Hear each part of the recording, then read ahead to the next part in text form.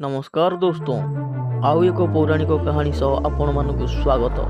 भगवान विष्णुकर षष्ठ अवतार परशुराम, जे कि अत्यंत पराक्रमी, बलवान एवं धार्मिक थिले। एहा सह पितामातांकर भक्त मध्य सामनारे टिके अन्याय देखिले अत्यंत क्रोधित हो जाउथिले। किंतु से एते धार्मिक थाई मध्य काहेकि 21 थर क्षत्रिय मानक वंश नाश करिथिले।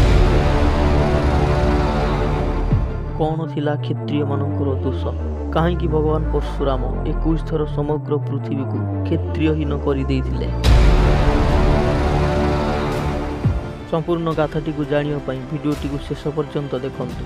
जदि चैनल को नुआ आसीछंती कि एपर्यंत आमर चैनल टी को सब्सक्राइब करि नाहंती ताहले एबे चैनल को सब्सक्राइब करि बेल आइकन टी को दबाई दियंतु, कारण आम चैनल आपण माने केवल कल्चरल वीडियो देखिबा को पाइबे। हिंदू धर्म रे वर्णित भगवान विष्णुकर षष्ठ अवतार भगवान परशुराम अटंती। ऋषि जमदग्नि एवं तांकर पत्नी रेणुकांकर पुत्र रूपे अवतीर्ण होइथिले परशुराम, जे अत्यंत पराक्रमी, बलशाली एवं धार्मिक थिले। सम्मुखरे टिके अधर्म देखिले अति शीघ्र क्रोधित हो जाउथिले एवं सही क्रोधर शिकार होइथिला समस्त क्षत्रिय वंश। महिष्मती नगरर राजा थिले कार्तवीर्य, जे कि जणे क्षत्रिय राजा थिले एवं तांकर राणी थिले कैशिक। राजा कार्तवीर्य एवं राणी कैशिकर एक पुत्र मध्य थिले, जाहांकर नाम थिला अर्जुन। अर्जुन दत्तात्रयी को प्रसन्न करबा निमंते घोर तपस्या करिथिले। अर्जुनंकर घोर तपस्या दत्तात्रयी प्रसन्न हुई अर्जुन को एक वर मागिया पई कहिथिले। वर स्वरूप अर्जुन दत्तात्रयी को 1000 हस्त मागिथिले एवं तांको 1000 हस्त मध्य प्राप्त होइथिला। सेबेठारु कार्तवीर्यंकर पुत्र अर्जुन सहस्रबाहु अर्जुनक नाम रे परिचित होइथिले। कार्तवीर्यंक परे सहस्रबाहु अर्जुन महिष्मती नगरर राजा होइथिले। सहस्रबाहु अत्यंत बलशाली एवं पराक्रमी क्षत्रिय राजा थिले। वरदान स्वरूप 1000 हस्त प्राप्त करिया परे सहस्रबाहु एते शक्तिशाली हो जाइथिले कि से दुई थर भगवान शंकरंकर श्रेष्ठ भक्त प्रबल पराक्रमी लंकाधीराज रावण को युद्ध रे परास्त करि देइथिले। सेथिपई सहस्रबाहु निजर शक्ति पई अत्यंत गर्वी एवं अहंकार रे डूबी रहिथिले। से कोनोसी धर्म ग्रंथ किंबा पुराण को मानु नथिले। जदि कोनोसी मुनि ऋषि तांको सामनारे धर्म ग्रंथर चर्चा करुथिले ताहले से ताकू मिथ्या कहि तांको हत्या करि देउथिले। से अधर्मर सीमा सेतेबेले लंघी जाइथिले जेतेबेले से बलपूर्वक नारी मानकू हरण करि नेउथिले। दिने सहस्रबाहु निज सेना मानक सह एक वन पारी हेउथिले। सही वन रे ऋषि जमदग्निकर आश्रम थिला। सहस्रबाहु निज सेना मानक सह विश्राम करिवा निमंते ऋषि जमदग्निक आश्रम रे पहुंचिथिले। ऋषि जमदग्नि सहस्रबाहु को निजर अतिथि भाबी तांको आश्रम को स्वागत करिथिले। ऋषि जमदग्नि अतिथि सरकार रे कोनोसी भी अभाव करि नथिले। बहुत कम समय मध्य ऋषि जमदग्नि सहस्रबाहु अर्जुन एवं ताको सेनांक पाई भोजनर व्यवस्था मध्य करि देइथिले।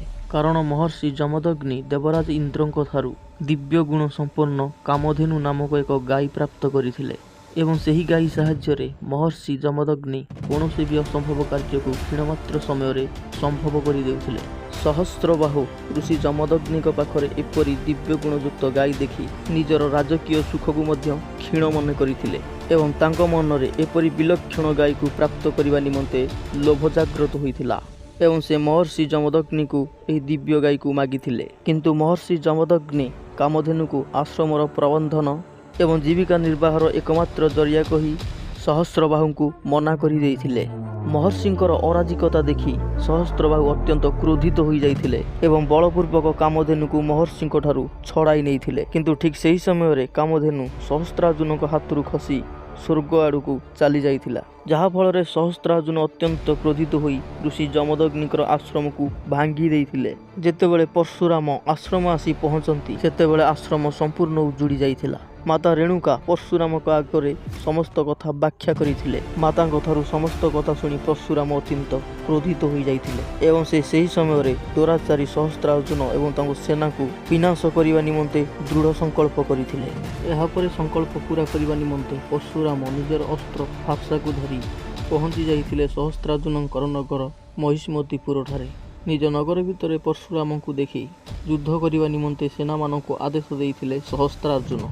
परशुराम अत्यंत बलशाली थिले। से एते क्रोधित हो जाइथिले ସେ ଏକାକୀ ନିଜର ଫାର୍ସାରେ ସହସ୍ରାର୍ଜୁନଙ୍କର ସମସ୍ତ ସେନାଙ୍କୁ ହତ୍ୟା କରିଦେଇଥିଲେ। ନିଜ ସେନାମାନଙ୍କର ହତ୍ୟା ଦେଖି ସହସ୍ରାର୍ଜୁନ ଯୁଦ୍ଧ ପାଇଁ ଆଗେଇ ଆସିଥିଲେ, କିନ୍ତୁ ପରଶୁରାମଙ୍କର ପ୍ରଚଣ୍ଡ ଶକ୍ତି ଆଗରେ ସହସ୍ରାର୍ଜୁନଙ୍କର ଶକ୍ତି କ୍ଷୀଣମାତ୍ର ଥିଲା। ପରଶୁରାମ ନିଜର ଅସ୍ତ୍ର ଫାର୍ସାରେ ସହସ୍ରାର୍ଜୁନଙ୍କର 1000 ହସ୍ତକୁ ଗୋଟି ଗୋଟି କରି କାଟି ପକାଇଥିଲେ ଏବଂ ସର୍ବଶେଷରେ ସହସ୍ରାର୍ଜୁନଙ୍କର ଗଣ୍ଡିରୁ ମୁଣ୍ଡକୁ ଅଲଗା କରିଦେଇଥିଲେ। ଯୁଦ୍ଧରେ ସହସ୍ରାର୍ଜୁନଙ୍କୁ ବଦ୍ଧ କରିବା ପରେ ଭଗବାନ ପରଶୁରାମ ପିତାଙ୍କ ଆଦେଶ କ୍ରମେ ପ୍ରାୟଶ୍ଚିତ କରିବା ନିମନ୍ତେ ତୀର୍ଥଯାତ୍ରା କରିଥିଲେ। ଏହି ସୁଯୋଗ ଦେଖି ସହସ୍ରାର୍ଜୁନଙ୍କର ପୁତ୍ର ନିଜର କ୍ଷତ୍ରିୟ ସହଯୋଗୀମାନଙ୍କ ସହ ମହର୍ଷି ଯମଦଗ୍ନିଙ୍କର ଆଶ୍ରମରେ ପହଞ୍ଚି ତାଙ୍କ ଶିର କାଟି ହତ୍ୟା କରିଦେଇଥିଲେ। ଏହା ସହ ଆଶ୍ରମର ସମସ୍ତ ଋଷିମାନଙ୍କୁ ମଧ୍ୟ ହତ୍ୟା କରିଦେଇଥିଲେ ଏବଂ ଆଶ୍ରମକୁ ସମ୍ପୂର୍ଣ୍ଣ ରୂପେ ଜାଳି ଦେଇଥିଲେ। ଏହା ଦେଖି ମାତା ରେଣୁକା ବିଳାପ ସ୍ୱରରେ ନିଜ ପୁତ୍ର ପରଶୁରାମଙ୍କୁ ଡାକିଥିଲେ। ନିଜ ମାତାଙ୍କ ବିଳାପ ସ୍ୱର ଶୁଣି ପରଶୁରାମ ଅତି ତୀବ୍ର ଗତିରେ ଆଶ୍ରମରେ ପହଞ୍ଚିଥିଲେ ଏବଂ ସେ ନିଜ ମାତାଙ୍କୁ ବିଳାପ କରୁଥିବାର ଦେଖିଲେ। ନିଜ ମାତାଙ୍କ ସମ୍ମୁଖରେ ପିତାଙ୍କ କଟା ମୁଣ୍ଡ ସହ ଶରୀରରେ 21ଟି କ୍ଷତ ଦେଖିଥିଲେ ଏବଂ ସେହି ସମୟରେ ଭଗବାନ ପରଶୁରାମ ନିଜ ମାତାଙ୍କ ସମ୍ମୁଖରେ ଶପଥ ନେଇଥିଲେ ଯେ ସହସ୍ରାର୍ଜୁନଙ୍କର ବଂଶ ଏବଂ ତାଙ୍କ ସହଯୋଗୀ କ୍ଷତ୍ରିୟମାନଙ୍କୁ ବଦ୍ଧ କରିଦେବେ।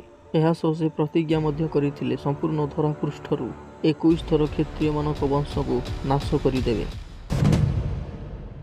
ଠିକ୍ ସେଇଆ ହିଁ ହେଲା। ଭଗବାନ ପରଶୁରାମ ସମସ୍ତ କ୍ଷତ୍ରିୟମାନଙ୍କ ବଂଶ ନାଶ କରି ସମଗ୍ର ଧରାପୃଷ୍ଠକୁ 21 ଥର କ୍ଷତ୍ରିୟହୀନ କରିଦେଇଥିଲେ। କ୍ଷତ୍ରିୟମାନଙ୍କ ରକ୍ତରେ 5 ସରୋବରକୁ ଭରି ଦେଇଥିଲେ।